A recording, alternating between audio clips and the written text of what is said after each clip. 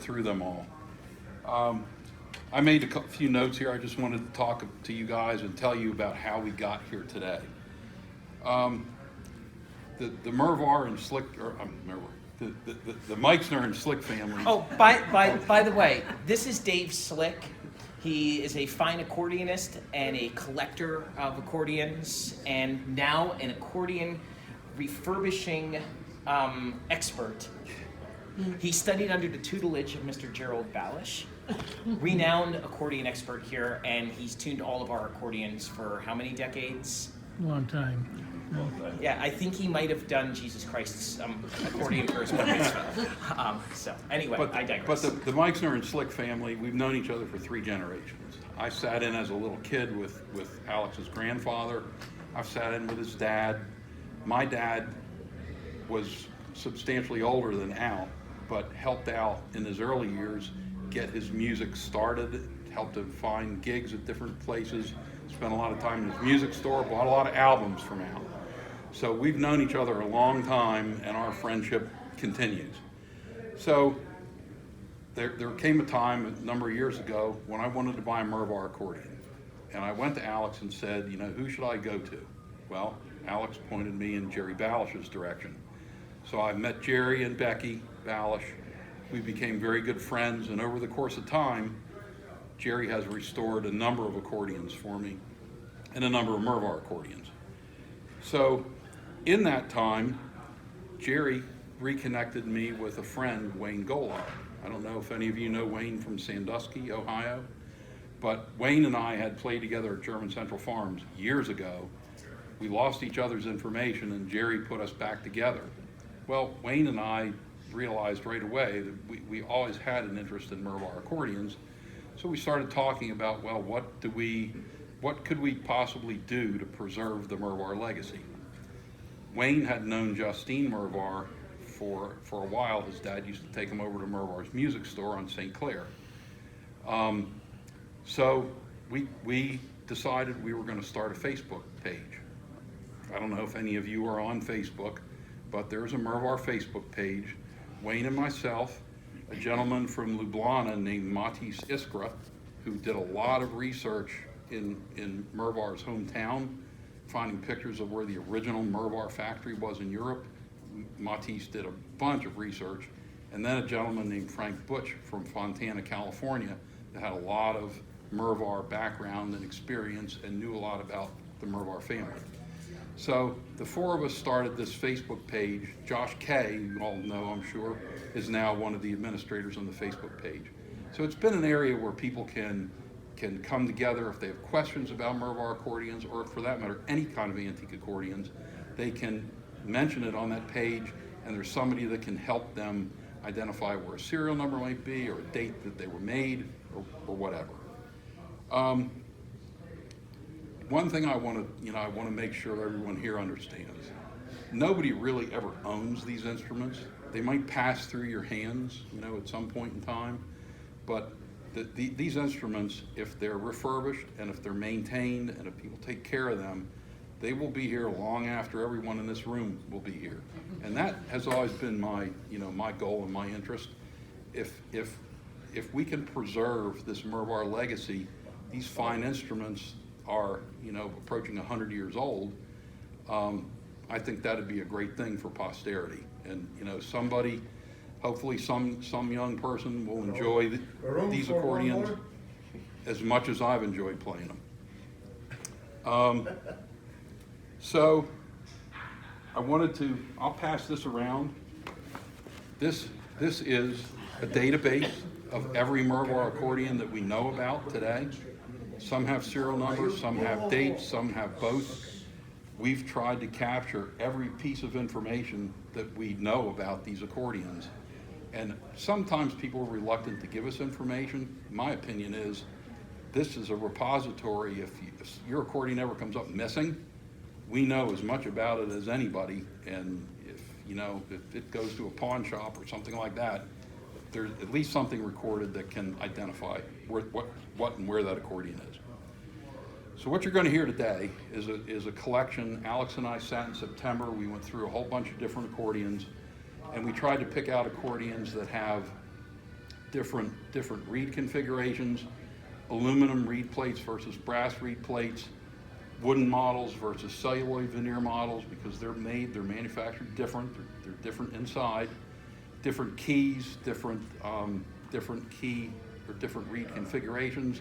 Like some have bassoon reeds, some have middle reeds, some have piccolo reeds, different configurations of those reeds.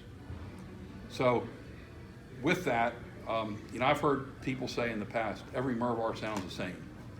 I hope when you walk out of this room, you will say that no, that's not true, that all Mervars don't sound the same. So with that, let me tell you a little bit about the first instrument here. Hang on one second. What year? It's 1905, June 9th, 1905, so it's 113 years young.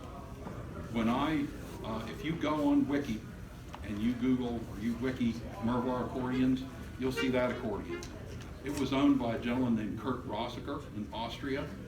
The edge of the keyboard was broken off of it. It was not in playable condition.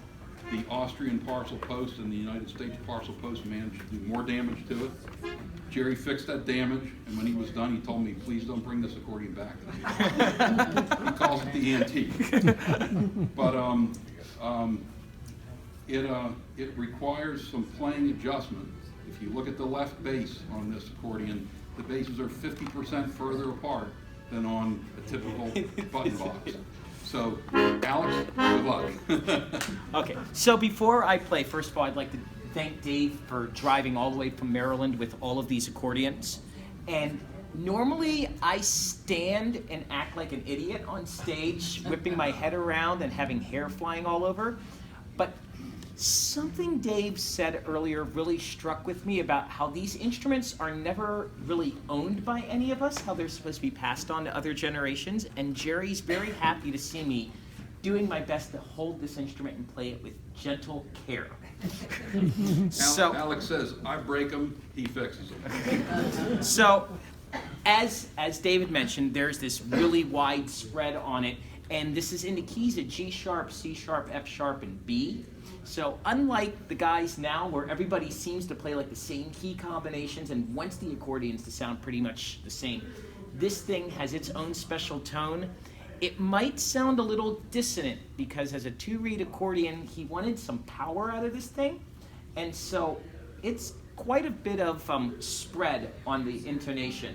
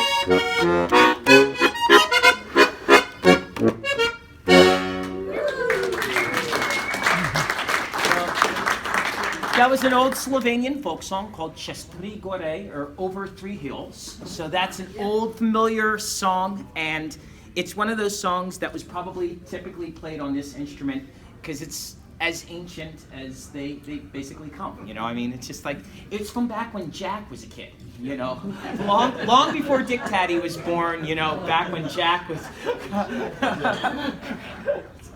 So that instrument was made in Slovenia, Trifale, Slovenia.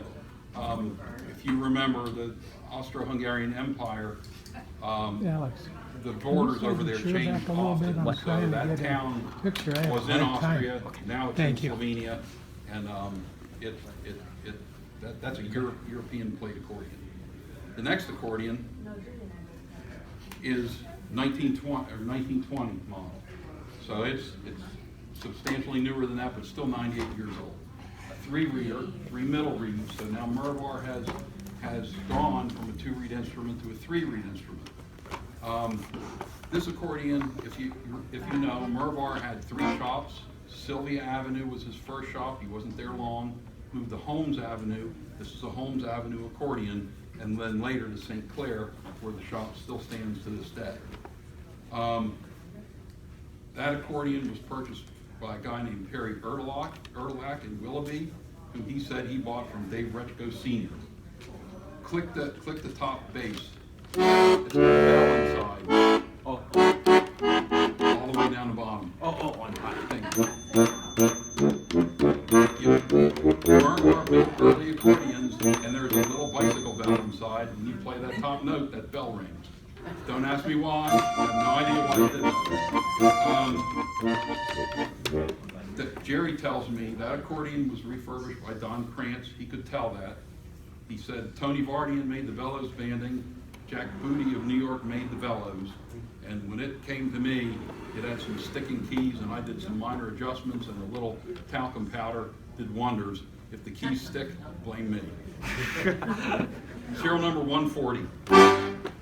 This is a little song that I learned from a guy that played a bunch of the old accordions. He was from Steelton, Pennsylvania, Mr. Albie Otzel, and this is a little song that he recorded with my dad called Plumber's Polka.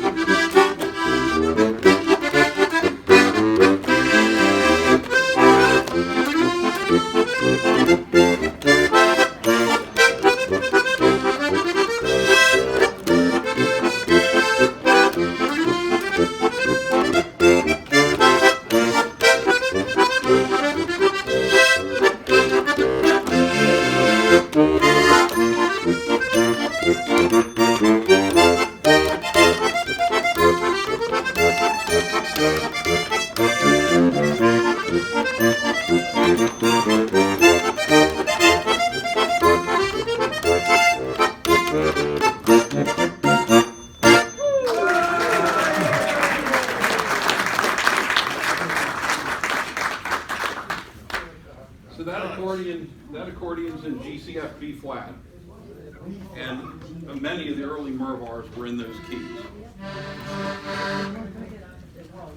Where's the banjo? Banjo, no banjo here.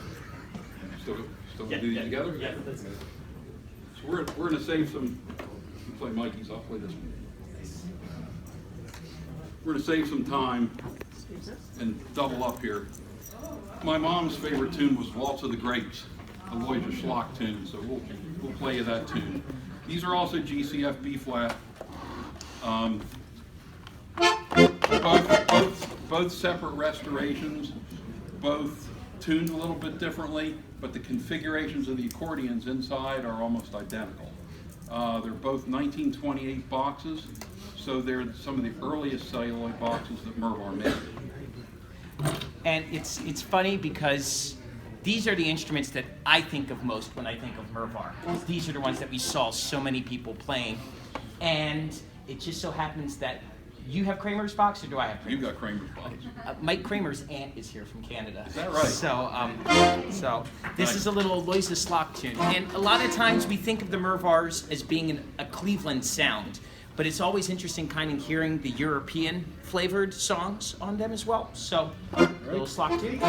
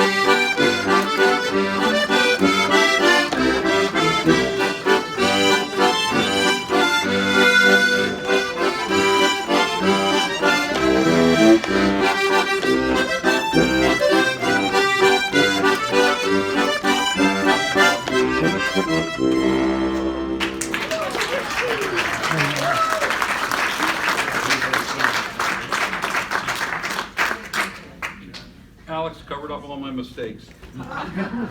The great thing of having two button boxes played together.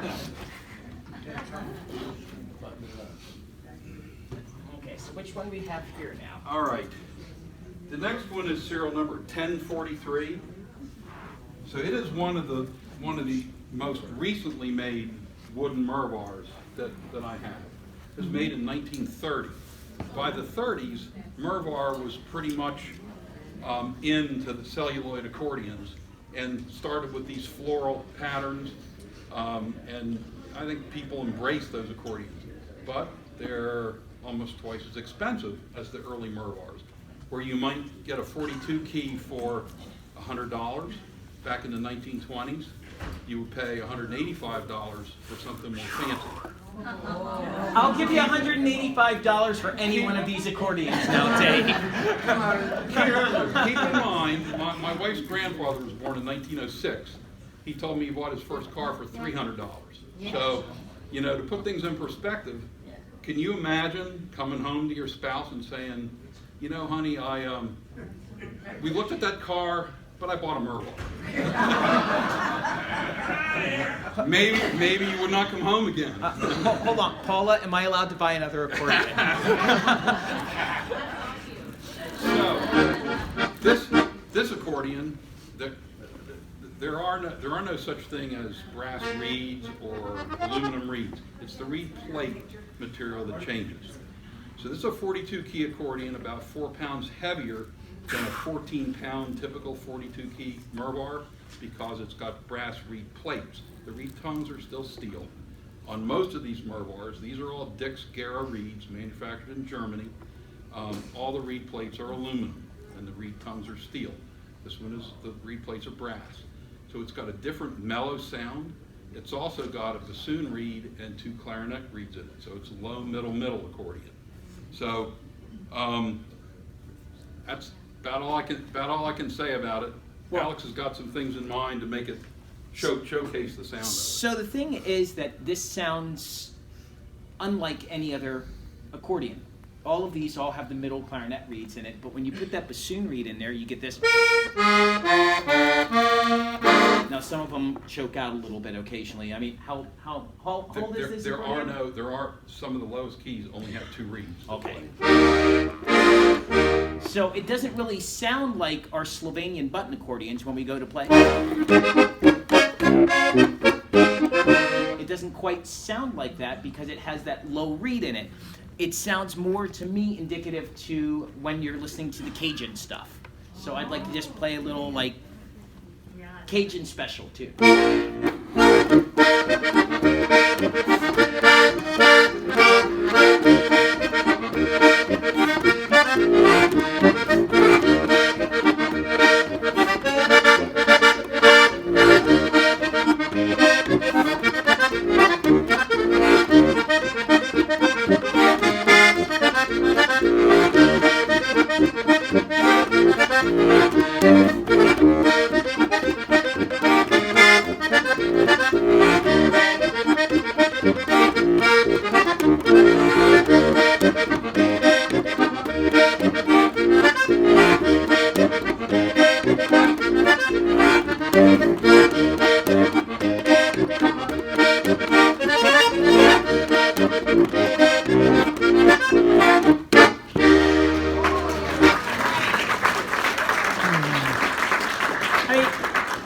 I can play like a regular polka on it, you know?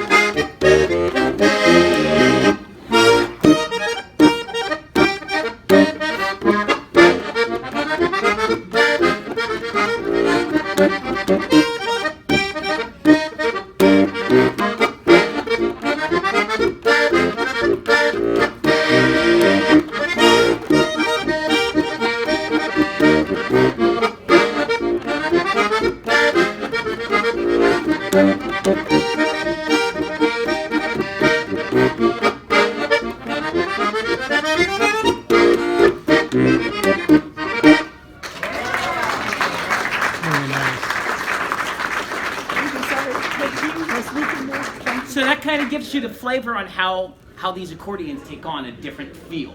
And to me, that's part of the excitement of this. Because, you know, when I'm playing these instruments, it's my justification for having like 20 accordions at home. So you can keep telling your wife, I need to buy that accordion. I have to have that accordion because it's in a different key. Or because it has... Works for me. How many do you have and how many does your wife think you have? I recently had to fess up. I have 75 accordions. But This is like coming. Wait a second. This is like coming to a support group. But y'all are making me feel good. But you know, there's some that were like kids accordions and stuff. There's really maybe half of that, maybe less than half of that, that are really treasured accordions. But I do have 30-some Mervars.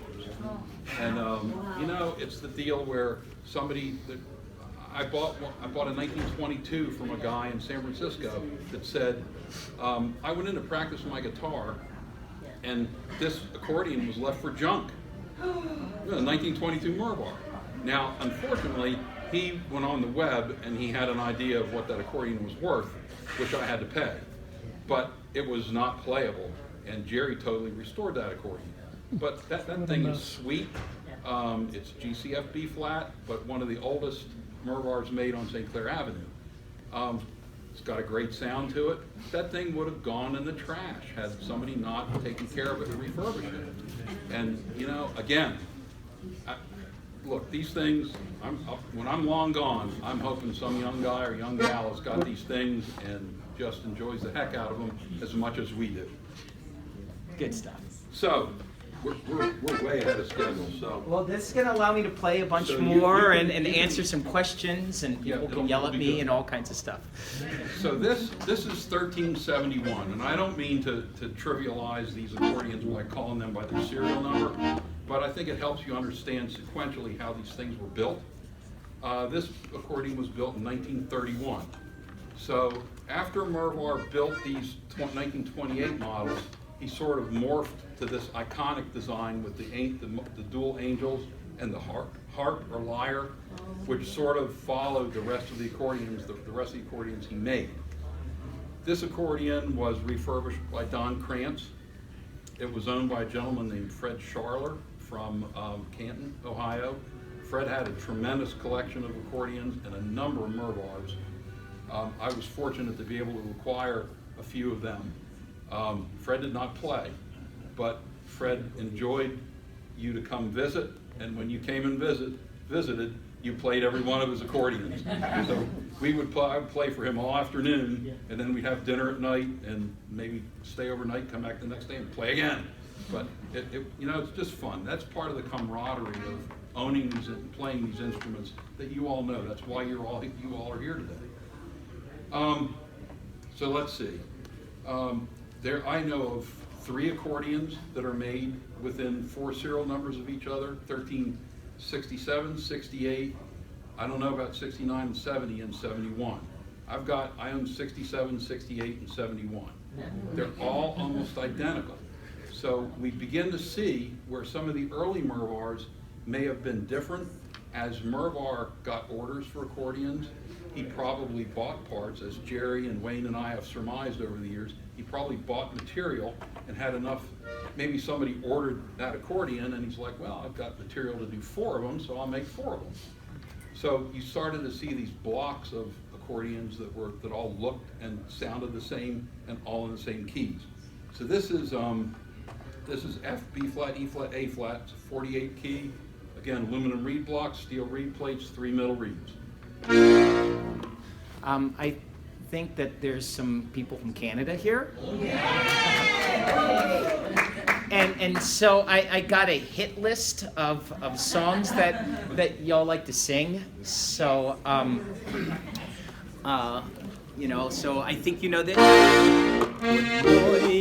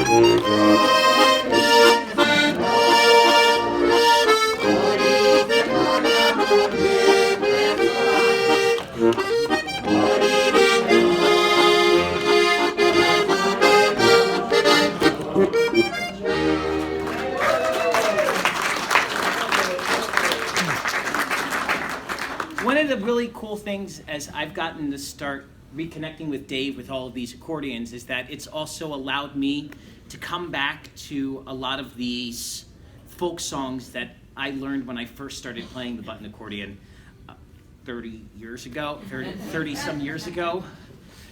And you start learning that some of these are really, really simple songs, but there's so much complexity in the simplicity. And it's just awesome sitting up here listening to all y'all singing these songs that I remember going to events with my dad's band playing as a kid, and all the people sing, you know, especially when you go and play at a German club, but a lot of the German guys marry Croatian girls, and you just see different sides of the room singing along to these songs, and it's just so awesome.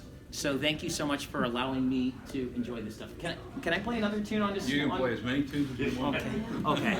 So, as Ken will attest to, Ken Dowling's in the room, who's a fine accordionist from Detroit. How's your back doing, by the way? He was just performing with us in Texas a few weeks ago at probably the largest polka festival in the United States, Worst Fest, America's Salute to Sausage. And he was there performing with a guest of my band, Dennis Novato from Slovenia, who's undoubtedly the best button accordion player living on the planet. Next to you. I have more hair than he does, so I just shake it around. But you'll hear that when my band plays, most of the time, it's a lot more rock and roll polka oriented. I'm not going to attempt to play any Ozzy Osbourne on a Mervar. Everybody say thank you. Besides the fact that earlier was the first time I ever played Why Die Thirsty on a button box. So, I mean, normally I'm with my piano accordion. But I'm going to do a little song that is on my latest CD, commercial plug. I have a few copies of CDs available at the end of this. And I have not attempted to play it on here, on one of these instruments, nor in this key combination, so everything can be a complete mess on this. But I just want to hear what it sounds like. And this is a little song that I wrote that is the opening song on the album. It's called Hey Dirndl, or Hey Girl. And it's in the style of an Austrian folk pop group called Zillertaler Schützenjäger. And hope you enjoy Hey Dirndl. I hope I can get through it, now that I'm playing it on completely the wrong keyed accordion, but let's see what happens.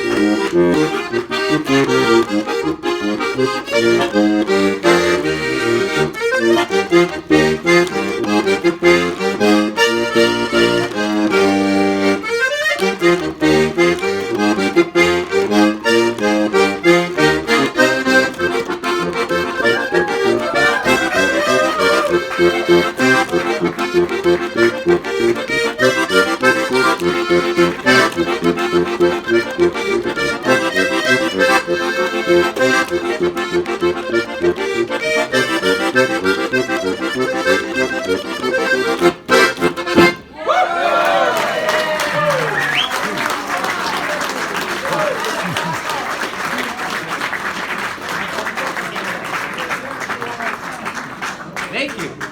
It's smoking. Yeah, and it's funny because In this key combination, the pitch is a little lower. It's an F, B flat, E flat, A flat, which is preferred by a lot of the Czech musicians out in like Nebraska and Kansas, because Czechs, I guess, sing in a lower key. I don't know. I'll be But I'm not Czech. check it out. Okay.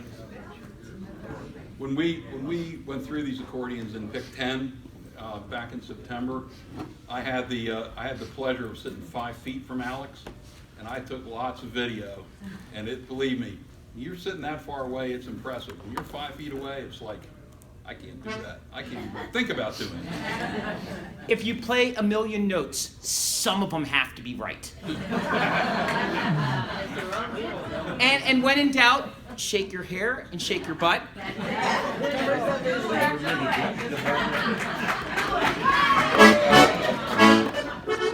All right, this is serial number 1530.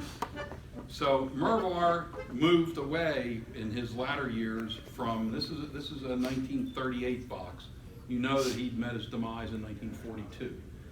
In the late 30s, he went away from the traditional two-angel design and went to this design that if you've been to New York and you've been to the Empire State Building, you see what the decoration of the Empire State Building looks like. It's called Art Deco.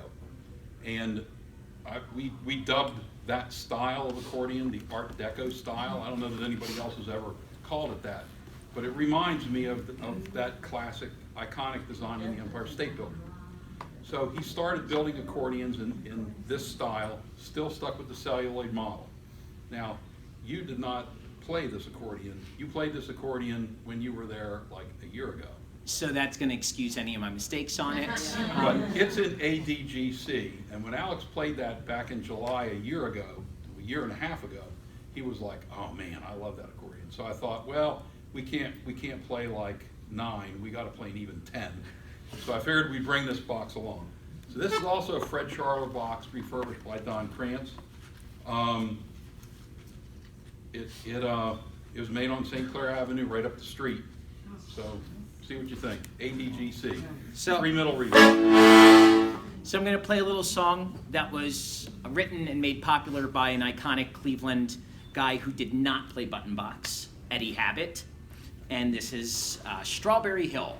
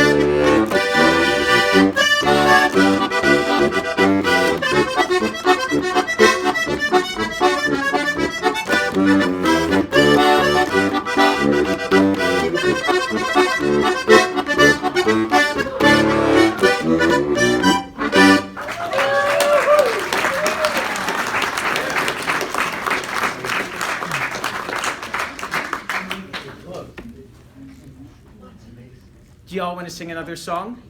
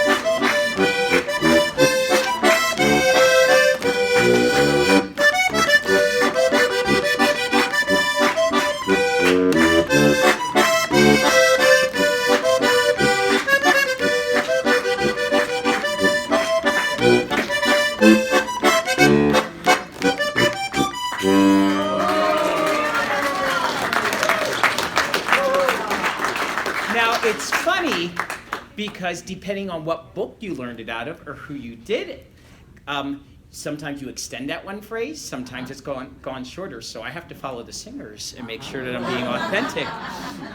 They always do it correct in Canada, so whatever they say in Canada, that's the right way. Is it on the outside, inside? There's a question about where the serial number's located on the Mervar accordions. Sometimes he stamps them in multiple locations, but usually the stamp is an ink stamp and the numbers or letters on it are sort of fancy. You can tell that. They're usually in blue or black ink. So picture a stamp that you could roll the numbers on. So not always the numbers are lined up evenly, so you could tell that there was a stamp that was used.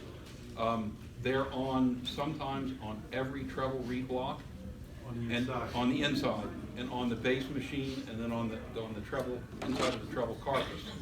And if there's a date, it'll a lot of times be on the same location or very near it. And there's also a little oval type green and white stamp that he put in the accordions that were in just about every accordion. They usually stay preserved. That one's a monster, isn't it? Yes, it is. So this accordion has got a story behind it. This is also A, D, G, and C. This is a 48 key 4-reader. I did not know it at the time, but 5 of my friends previously owned this accordion. So the history, and you can see, again, Art Deco style, but now Mervar's moved to the chiclet type keyboard. He didn't build many accordions like that. Wayne Golob bought this from Don Krantz in 1978. He understood from Don that a woman in the Midwest bought this for her son from Anton Mervar. The son really never took to the accordion. The accordion sat in the closet for years. And somehow Don got a hold of it, refurbished it, sold it to Wayne Golob. Wayne recorded a song with Lorraine Buttonbox Club that Alex is going to play for you. I wish Wayne was here today to hear that. He's going to play Nan and Heidi's polka. But Wayne had that accordion for a while. He recorded with it, and then he sold it to Jerry Balish. Jerry did some touch-up work on it, and then Jerry sold it to a gentleman named Al Bauer. Al had moved to South Carolina, but Al was good friends with my parents. When I was a little kid, my parents used to take me to not only see Big Al play, but to see Al Bauer play at one of the local establishments up in the Lehigh Valley. So Al owned the accordion for a while, then sold it to a gentleman in California named John Hutar. John had the accordion a number of years and then saw the Mervar Facebook page, contacted Wayne and said, I've got this accordion, I'm going to downsize, moving into an apartment, I think I'm interested in selling it. Well, we had pictures from the restoration back in like the 70s, and later Jerry had a picture from when it was in his shop. There was a blemish on the front side of that accordion. You could not see it sitting there, and I'd have to point it out to you. But that blemish is in every picture. So that's how we knew that that accordion had made that track from Ohio to South Carolina to California, back to Baltimore, Maryland area. And I mean, it's been well traveled, and thank the Lord, the UPS and FedEx didn't beat the hell out of it like they have some other accordions that I've got. So what else do I know about this accordion? The grill. The, The grill. oh yeah, the grill. This came with a plastic grill, a celluloid grill, like you'll see the first Mikush that Alex is going to play.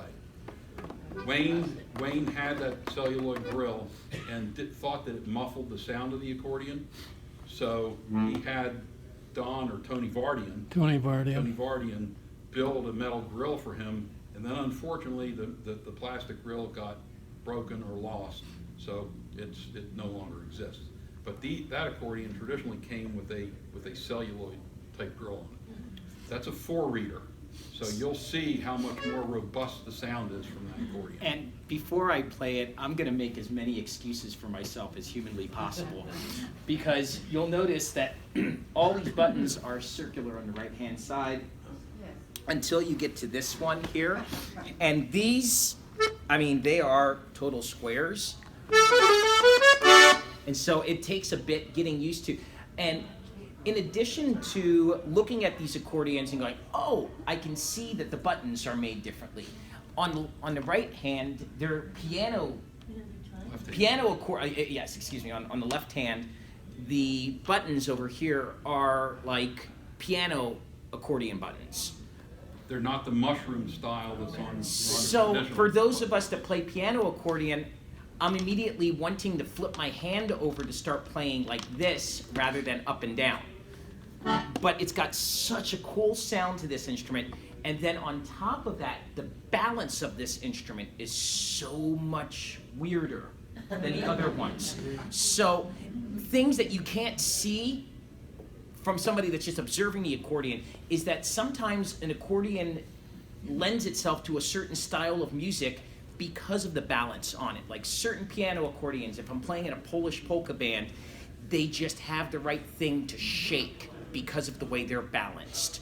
Other accordions could look exactly the same, could weigh the same, but because of how they're balanced, you just can't shake them.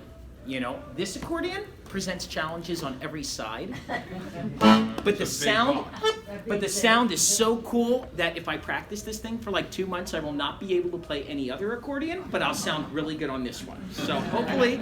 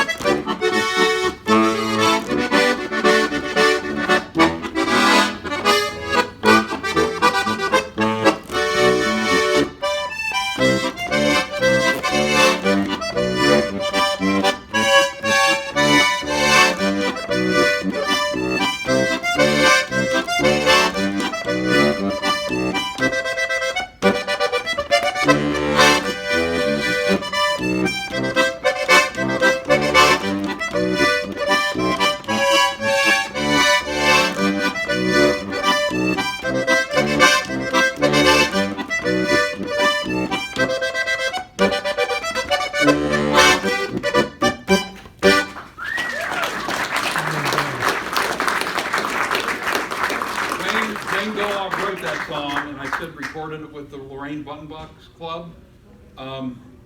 Alex, I sent Alex a YouTube video of that song 45 days ago. He had never played that song before. And like I said, this accordion is one that takes a lot of practice. Like, I'm gonna need to live with this one for a bit. So I'll take this one home with me, Dave. You can have it back in about a year or two. But it's got such a totally unique sound. And I just want to play another waltz You on play, And- we're doing great time-wise. It's like Okay. 5 minutes of 5. We have plenty of time. Cool. So this is a little song that my father wrote, and it's called "Warm Wine on a Cold Night." Sounds good. I could use some warm wine. It's kind of cold. I don't think I've had or Grand Marnier or something like that.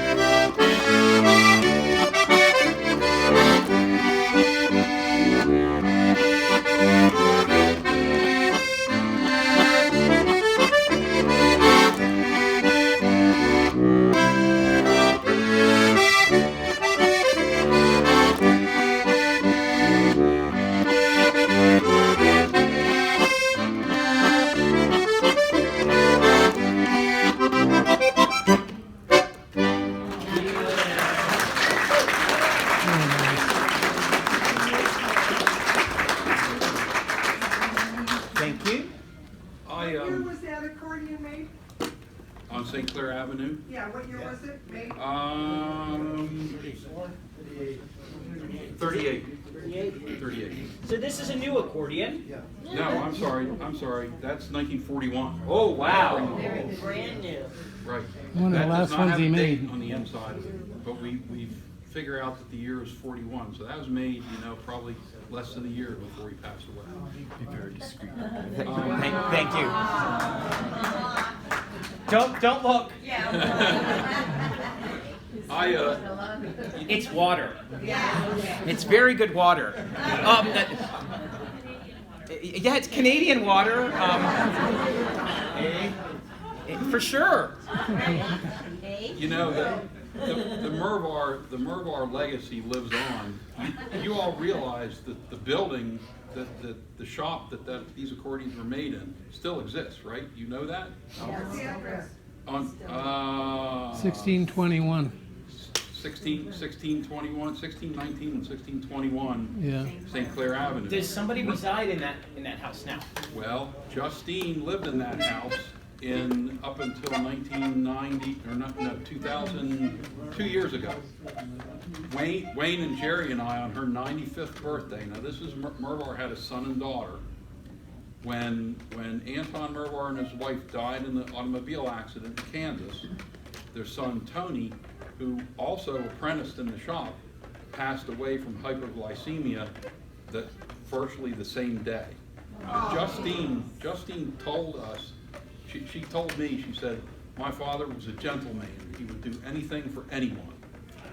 When she said, when my destiny was, I buried my family on the same day. When she turned 95, we played for her in the shop where these accordions were made. It was pretty inspiring. So the shop still exists. If there's a way, I know who owns the shop today.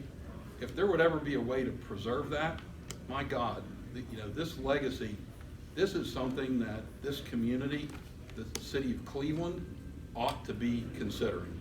I don't know how to make that happen, but if anybody in this room has an idea, I'd be willing to help champion that idea.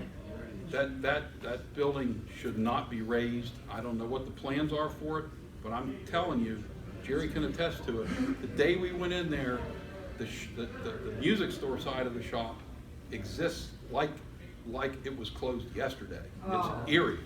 And that's one of those things that, as a 501c3, the American Slovenian Polka Foundation is a nonprofit organization and could make this a project that's like, let's make this a historic place. And that's what opens up funding from the National Endowment for the Arts, the Ohio Arts Council, and that kind of thing.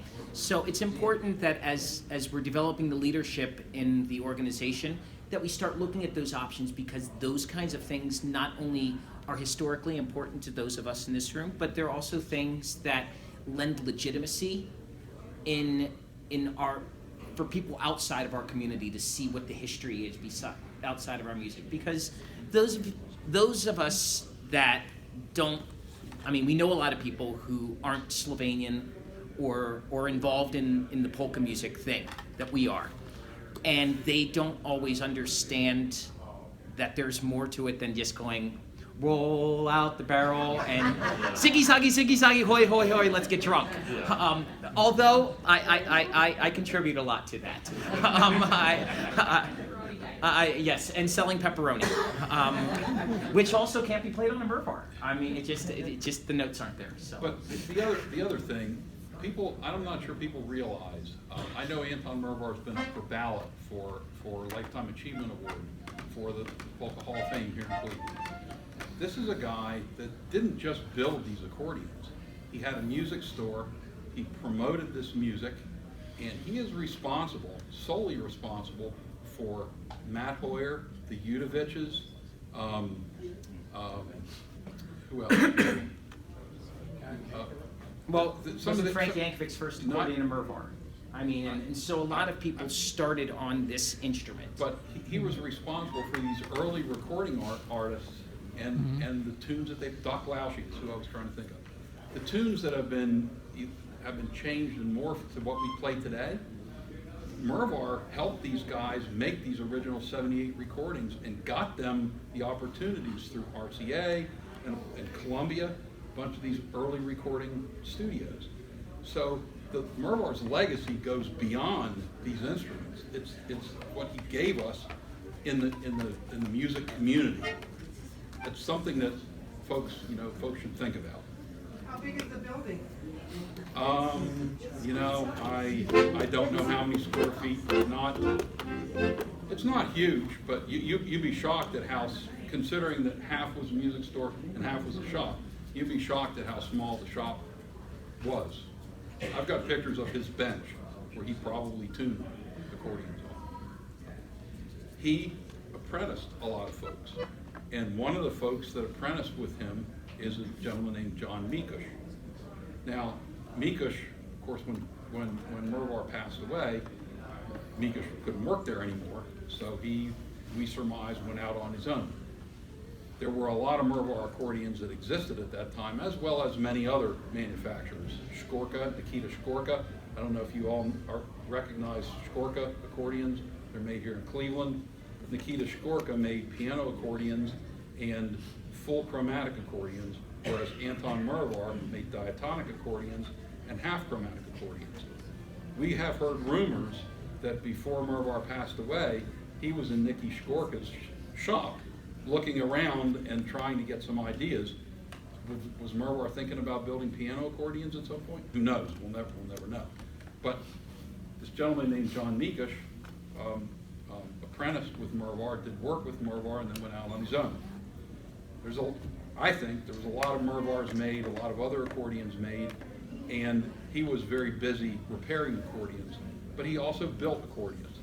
He was not as prolific a builder as Mervar, but he did build some fine accordions, and you're going to hear two of them. This is serial number 22. It was made, see if there was a date stamp inside. That's 1948. So if Only 70 years old. This is a very new accordion. so if you picture that Mervar passed away in 42, by 48, John Mikush was building some accordions. He didn't build a lot of accordions, but what I know is that he didn't, at least I believe, he did not build two the same. I think if you went to John Mikush and you asked him to build an accordion, he would ask you what he wanted it to look like, and he would build what you wanted. So I don't know of any two that are identical. Now, John, do you know who John Mikush's niece married? A gentleman named Don Krantz. So Don learned his trade from John Mikush. So you can see how this thing morphed from Mervar apprenticing in the Lubis shop over in Europe, coming to the States. He teaches John Mikush. Mikush teaches Krantz. That, you know, that's how the legacy developed. So this accordion, anyone familiar with Bud Herzig? Okay, this was Bud's accordion. The first album that Bud recorded, Buttons, Buttons, Buttons, that's the accordion that's on the jacket of that album. It had a nameplate on it that said Herzig. When I bought the accordion, there was a nameplate on it that said Polka Magic. I'm like, that's got to go. That's not original. So at some point, I'm hoping maybe Jerry will make me a nameplate that says Mikush, because there's nothing on that accordion that says Mikush, not inside or outside. So the late Bud Herzig from Western Pennsylvania and Texas, I understand never recorded with that accordion, but it's on the jacket cover. It's got a celluloid grill. It is in kind of odd keys, C, F, B flat, E flat. It's got two middles and a high reed. It's a 48 key accordion. And it was made on Mikush's shop on Edna Avenue here in Cleveland. Well, so because I have a beverage, I should probably play a song for the gentleman that brought the beverage to me. It's very good water from Canada. And the song I'm going to play is a Slovenian folk song that's known as Treba ni. Many people know it as Tony's polka, but it's particularly important because the Austrians stole the song. In the 70s, it became a folk hit in Austria and in the German-speaking countries called Zipfel ein, Zipfel ausi, Oberheit geht's gut. Let's not talk about that too much because it might have some double entendre in it. But this is a little song that many people know as Tony's polka.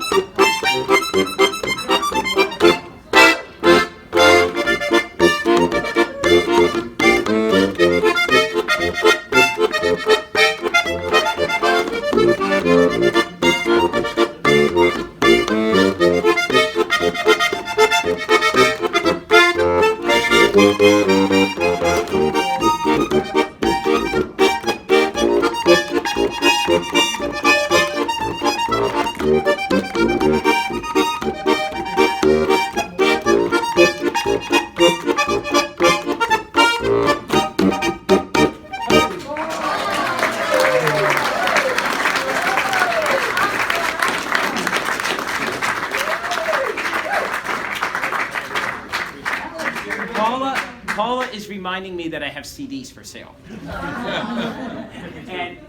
and so they are $15 each. And I'm going to play a little selection that is on the latest CD, not played on a Mervar, because it is a series of Austrian folk dances. It is Drei Zwiefake. Drei meaning three, and three different songs with two rhythms in each. So it alternates between 2 and 3 beats per measure in different configurations. So you can start learning how to dance this song, and then just when you start figure out the rhythmic differences, it changes to another one. And so what happens is every time you drink shots of Jägermeister until you can figure out how to dance it. And then when you're screwed up again, you start drinking more Jägermeister. And then you've drank enough Jägermeister that it really doesn't matter what you did. And then it's all perfect. So this is a little medley of Drei Zwiefake.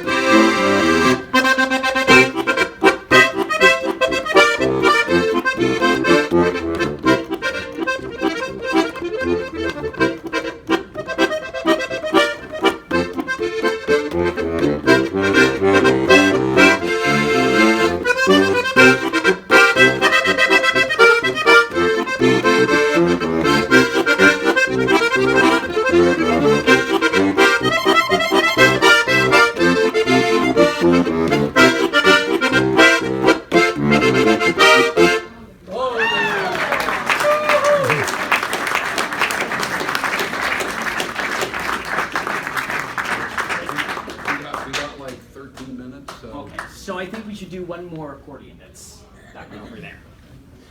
So we've done all of these Mervar accordions, done the 2 Mikushes, and then I am using an accordion for my performance tomorrow in the awards show. And in my performance tomorrow night, we hope everybody sticks around for the after dance. I'll be performing a set with the inimitable Clanic and Friends Band. And I will be using a button accordion that was built by Mr. Jerry Balish, right here.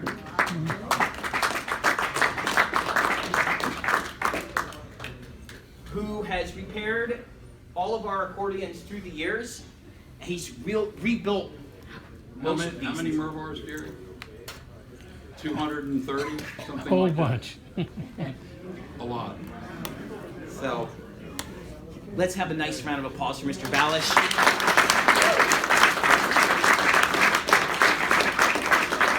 I'm very thankful for the contributions and the many, many, many times you have saved me. For example, I had the MIDI in the electronics in my accordion one time that went through 3 different repairmen. And there was this one thing, it would just keep shorting out at random times. And I'm like, nobody can figure this out. And I was at the point that I called Jerry and was like, I know it's gonna need a complete new MIDI system in it. This is gonna probably cost me $1,500, $2,000. Take my house. And he's like, well, Alex, I opened it up and there is complete blackness all over these 3 cables here. I sprayed some stuff on it and put a piece of duct tape, piece of electrical tape on it. And it cost me $3.90 for the parts. And I've always been appreciative that not only was he a great technician and a good man, but he was always honest and treated everybody fairly. So give a big round of applause.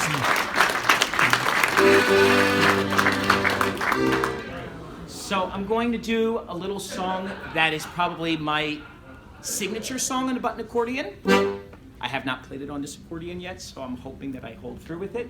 It's a little song. It's also on the new CD. Hint, hint, buy it. It's also on our live CD. It's actually on all 3 of the CDs with 3 different versions. I think I'm going for the Eddie Rodick thing, where how many times can I record Slap Happy Polka? But they all have, the latest rendition features a great fiddle player named John Borzen, who's half Slovenian. And he plays on this latest recording of it. And it's a little rendition that mixes some classical themes together. Hoedown from Rodeo by Aaron Copeland with the Orange Blossom Special.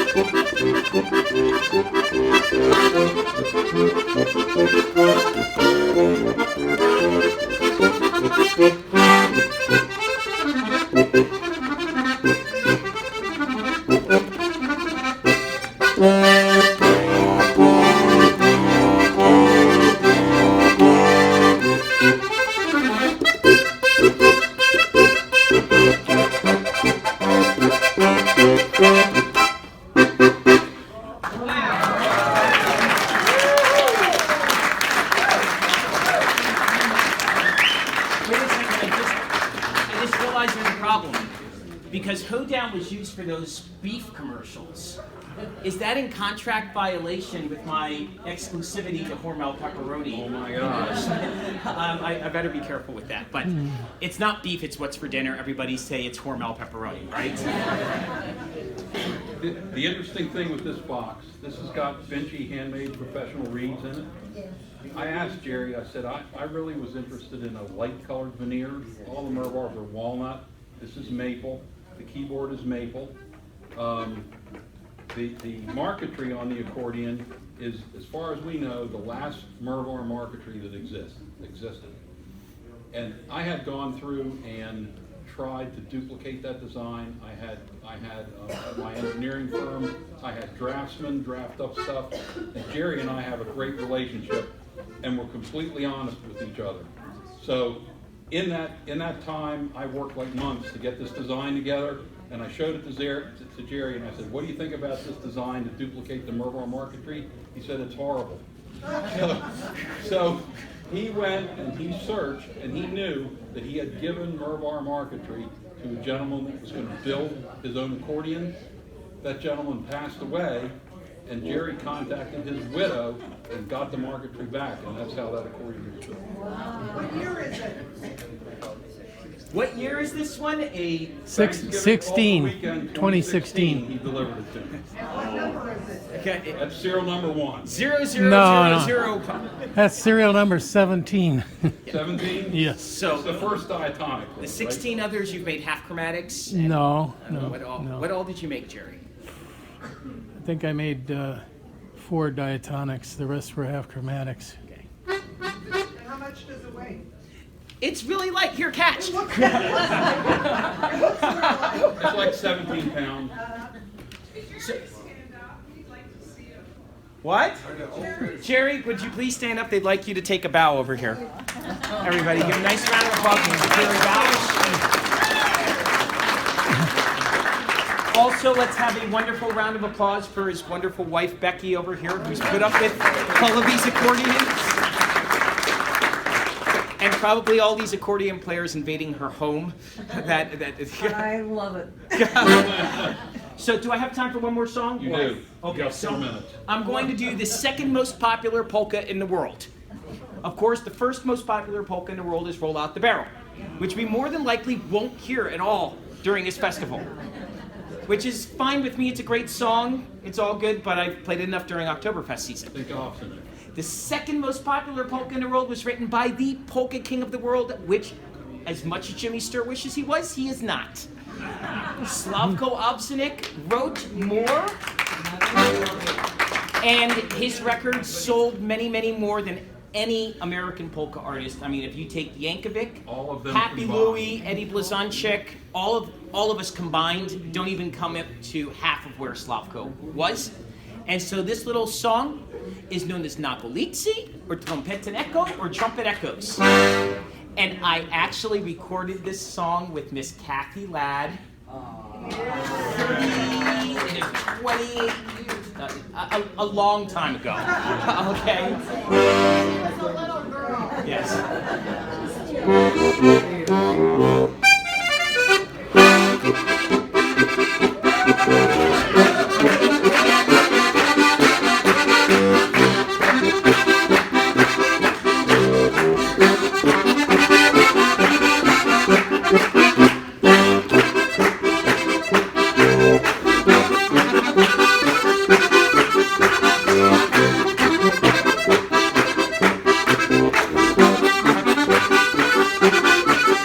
Thank you.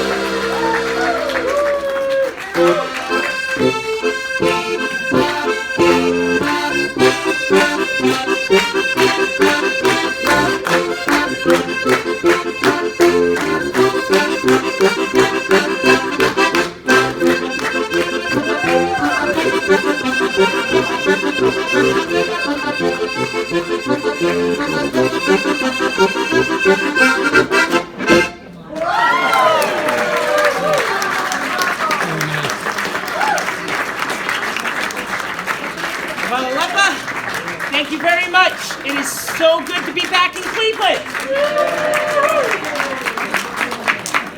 Please enjoy the rest of the weekend.